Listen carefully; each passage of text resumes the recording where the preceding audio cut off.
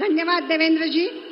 अब हम उनकी बात सुनेंगे जिनकी बात पूरी दुनिया सुनती है, जो हमारे मन की बात बखूबी जानते हैं।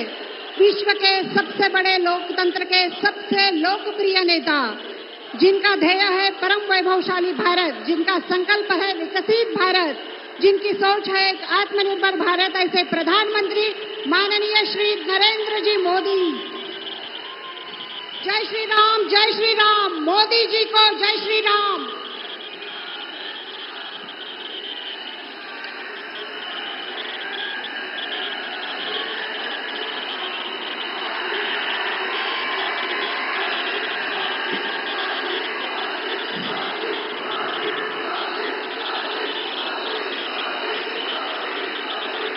भारत माता की, भारत माता की।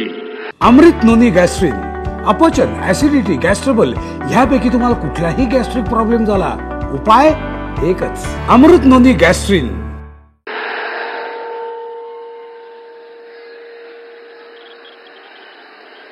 परभणीकरांना माझा राम राम। संत जनाबाईच्या या नगरीला आणि देवी प्रभावतीच्या नगरीला माझे कोटी कोटी वंदन।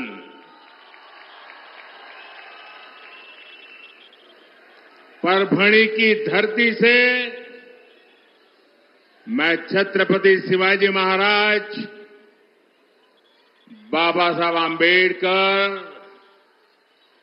राजर्षि साहू जी महाराज के चरणों में प्रणाम करता हूं। इस धरती पर साईं बाबा जैसे अनेक संतों के चरण पड़े, इसलिए परभणी का आशीर्वाद ईश्वरीय आशीर्वाद से कम नहीं है।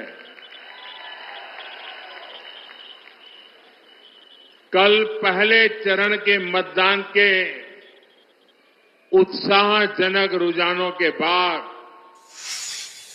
अब परभणी का ये प्रेम बता रहा है, इतनी विशाल जनसंख्या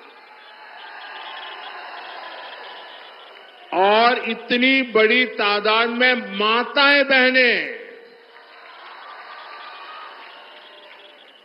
और मैं देख रहा हूं ये हमारा पंडाल छोटा पड़ गया, पीछे बहुत लोग इस कड़ी धूप में तप रहे हैं। ये हमारी जगह छोटी पड़ गई, आपको धूप में तपना पड़ रहा है, मैं आप सबकी क्षमा चाहता हूं। लेकिन जो धूप में तप रहे हैं उनको मैं विश्वास दिलाता हूं कि आपकी ये तपस्या मैं बेकार नहीं जाने दूंगा। आपके इस प्रेम को, आपके इस आशीर्वाद को मैं विकास करके लौटाऊंगा।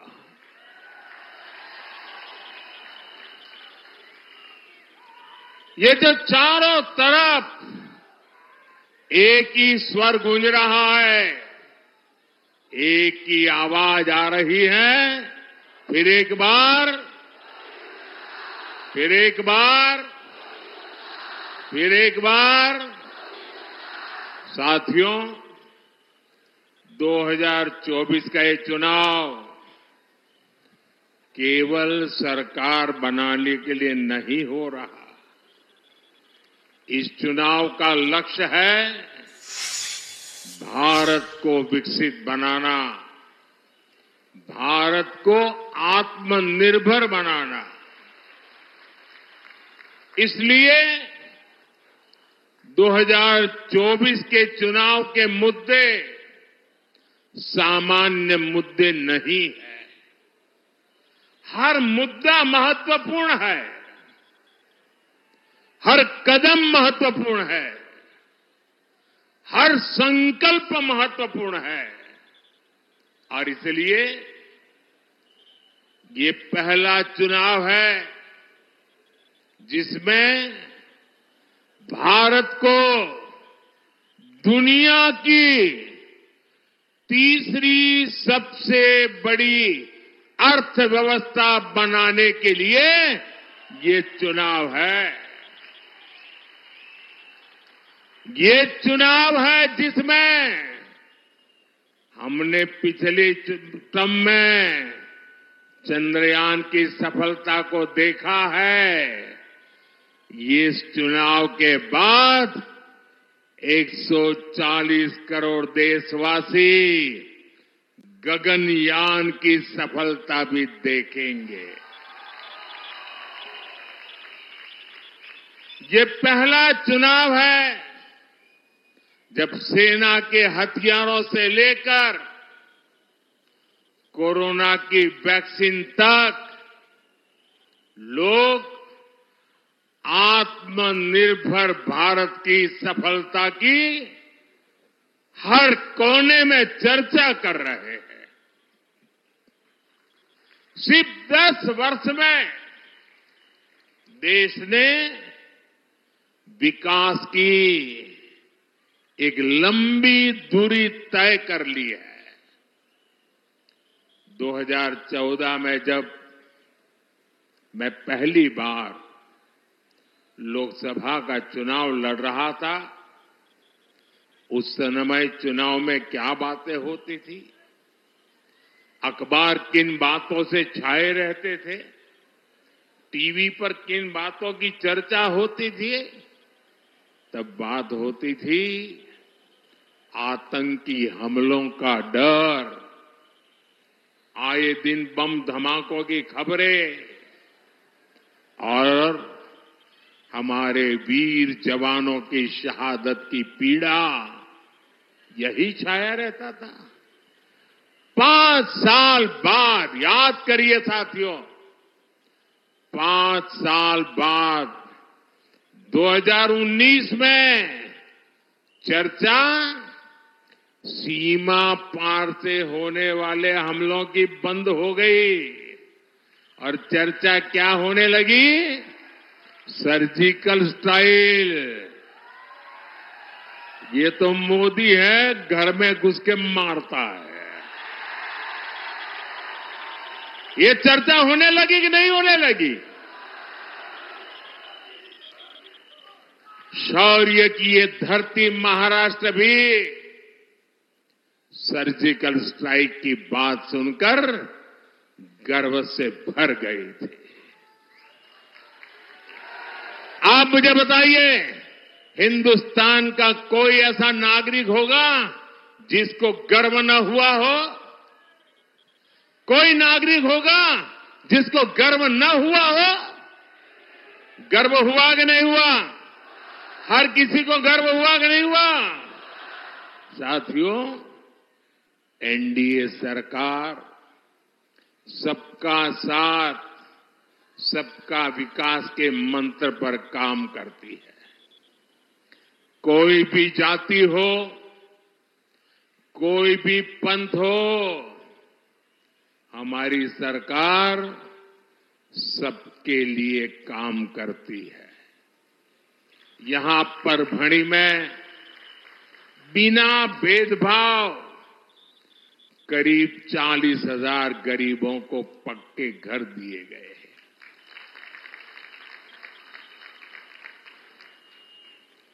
और मैं आपको एक काम बताता हूं, करोगे? पक्का करोगे? देखिए, ये जो जिनको घर मिले हैं कौन? या तो ओबीसी समाज के लोग हैं, या तो दलित समाज के लोग हैं, या तो आदिवासी समाज के लोग हैं। यही लोग थे, वो वंचित रह गए थे। और मैंने इतना सारा किया है, लेकिन अभी जब आप लोगों के घर जाएंगे, गांव में जाएंगे और कहीं कोई इक्का दुक्का जिसको अभी घर मिलना बाकी हो, कोई इक्का दुक्का जिसको गैस का कनेक्शन मिलना बाकी हो, नल से जल मिलना बाकी हो तो मेरी तरफ से उनको बता देना कि मोदी की गारंटी है तीसरे टर्म में आपका काम भी हो जाएगा। ये बताओगे? मेरी तरफ से गारंटी दोगे? आप ही मेरी गारंटी हो, करोगे ना? मेरे लिए तो आप ही मोदी हो, तो घर घर जाके बताओगे ना? देखिए, आज परभणी के 12 लाख से ज्यादा गरीबों को बिना भेदभाव मुफ्त राशन मिल रहा है ताकि गरीब के घर का चूल्हा जलता रहे, बच्चे भूखे पेट सो न जाएं, मां की आंख से आंसू न बहे। इसलिए मोदी 12 लाख परिवारों को यहीं पर मुफ्त राशन दे रहा है, आने वाले 5 साल भी देता रहेगा। आज परभणी में 17 जन औषधि केंद्रों में बिना भेदभाव सभी को 80% डिस्काउंट, 80% छूट पर दवा मिल रही है। यहां बिना भेदभाव 1.25 लाख से ज्यादा महिलाओं को उज्ज्वला गैस कनेक्शन दिया गया है। परभणी में आज 75% से ज्यादा घरों में नल से जल आने लगा है।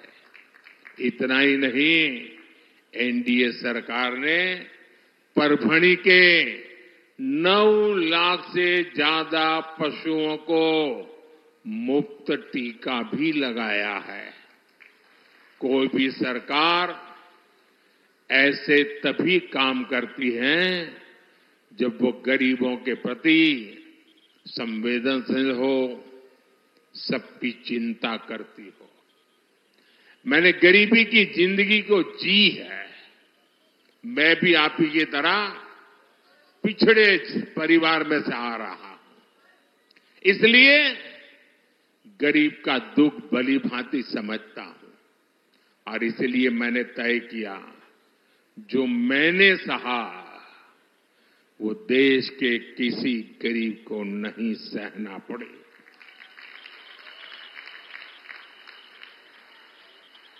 और इसीलिए दिन रात मेहनत कर रहा हूं। भाई और बहनों, मराठावाड़ का ये पूरा क्षेत्र खेती किसानी वाला है। यहां का ब्लैक कॉटन, सोयाबीन, ज्वार बाजरा आपकी कमाई का बड़ा साधन है। लेकिन इस उपज को लेकर कांग्रेस और इंडी अघाड़ी वालों ने कभी आपकी परेशानी नहीं समझी। इस क्षेत्र में सबसे बड़ी चुनौती है सिंचाई की। एनडीए की पिछली सरकार में जहां जलयुक्त शिवार योजना शुरू हुई थी, मराठवाड़ वोटर ग्रिड योजना शुरू हुई थी, लेकिन इंडी अघाड़ी वालों को आपसे इतनी दुश्मनी है कि इन दोनों योजनाओं को रोक दिया। अब भाई एकनाथ शिंदे जी, देवेंद्र फडणवीस जी और अजित पवार जी की टीम इस क्षेत्र में सिंचाई परियोजनाओं को तेजी से पूरा करवा रही है।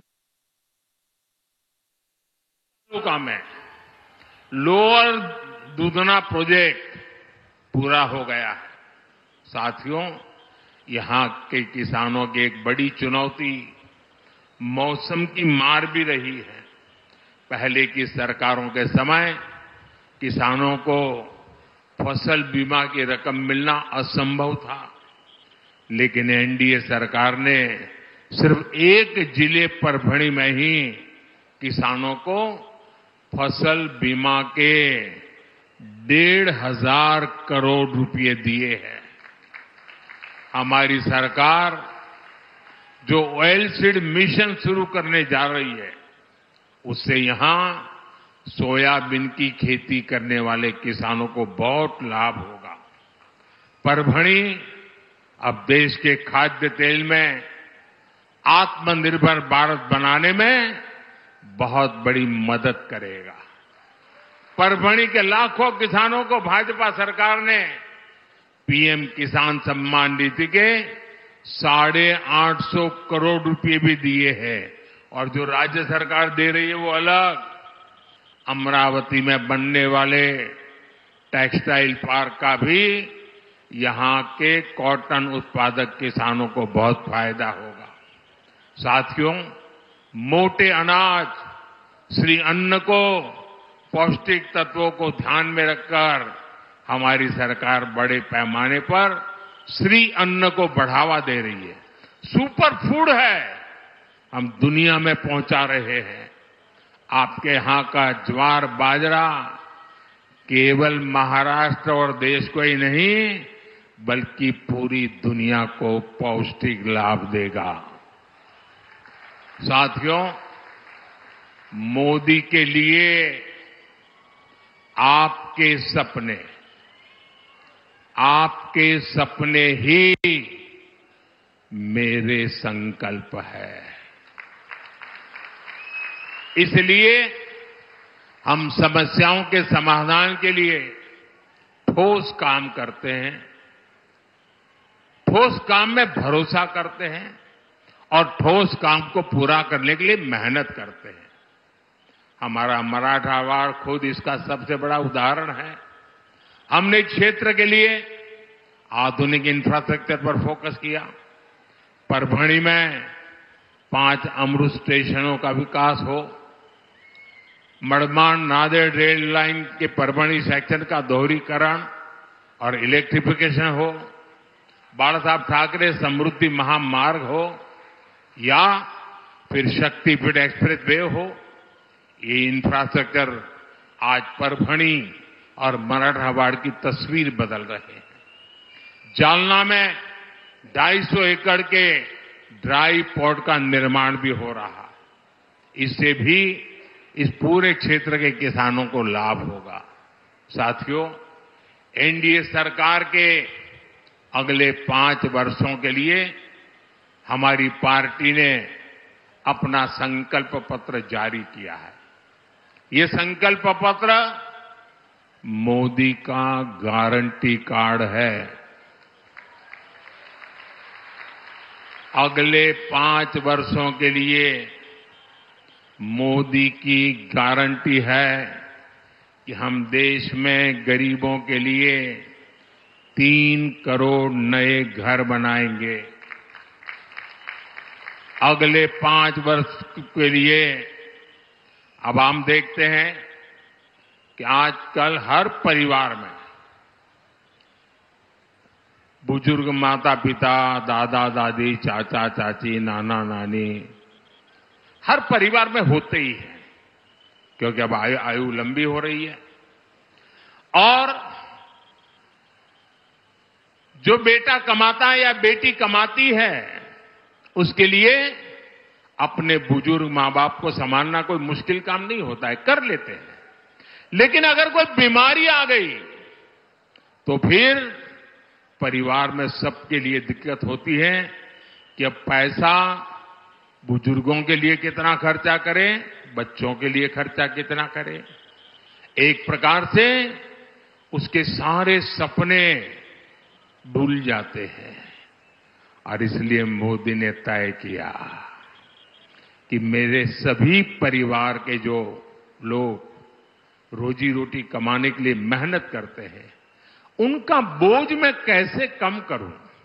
और इसलिए हमने 70 साल की ऊपर के जितने भी बुजुर्ग हमारे देश में हैं, 70 साल की उम्र के हर बुजुर्ग माता पिता को उनकी बीमारी में अब इलाज का काम जिम्मेवारी मोदी का रहेगा, आपके इस बेटे की रहेगी। 70 साल से ऊपर के हर किसी को आयुष्मान योजना का लाभ मिलेगा। हम मुद्रा योजना के तहत अब युवाओं को 20 लाख रुपए तक की मदद देंगे। एनडीए सरकार अगले 5 वर्षों में 3 करोड़ महिलाओं को लखपति दीदी बनाने के लिए काम करेगी। और इन सारे प्रयासों को हमारी जो महाराष्ट्र की त्रिपुटी है, शिंदे जी, फडणवीस जी, अजित पवार जी, उनकी सरकार और तेजी से आगे बढ़ाएगी। साथियों, विकसित भारत, विकसित महाराष्ट्र के बीच आपको इंडी अघाड़ी से बहुत सतर्क रहना है। कांग्रेस एक ऐसी बेल है जिसकी अपनी न कोई जड़ है न जमीन है, और इसे जो सहारा देता है ये उसे ही सुखा देती है। आजादी के समय कांग्रेस ने देश का विभाजन करवा दिया। आजादी के बाद कश्मीर की समस्या खड़ी कर दी। कांग्रेस ने 370 के बहाने बाबा साहब का संविधान कश्मीर में लागू नहीं होने दिया। वहां के दलितों को इतने सालों तक अधिकार ही नहीं मिलने दिए। महाराष्ट्र में इंडी अघाड़ी वालों ने जब तक सरकार चलाई, इन्होंने लगने ही नहीं दिया कि निजामों का कब्जा चला गया है। रजाकारों की मानसिकता यहां हावी थी।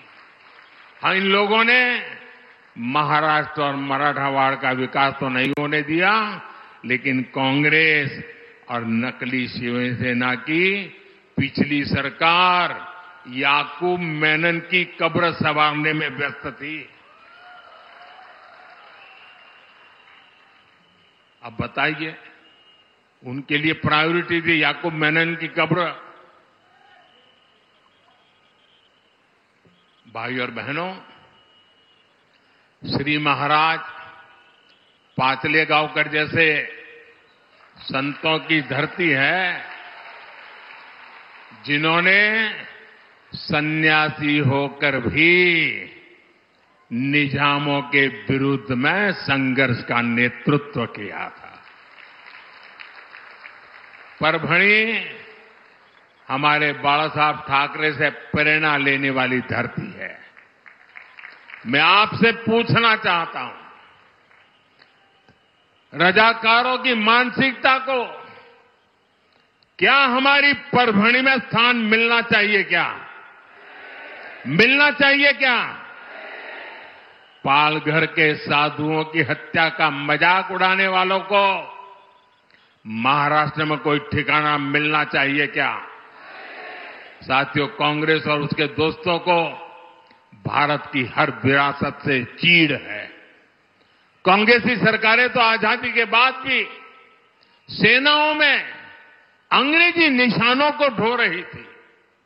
हमारी नौसेना के झंडे पर अब तक अंग्रेजों का प्रतीक चिन्ह था, हमने उसे हटाया।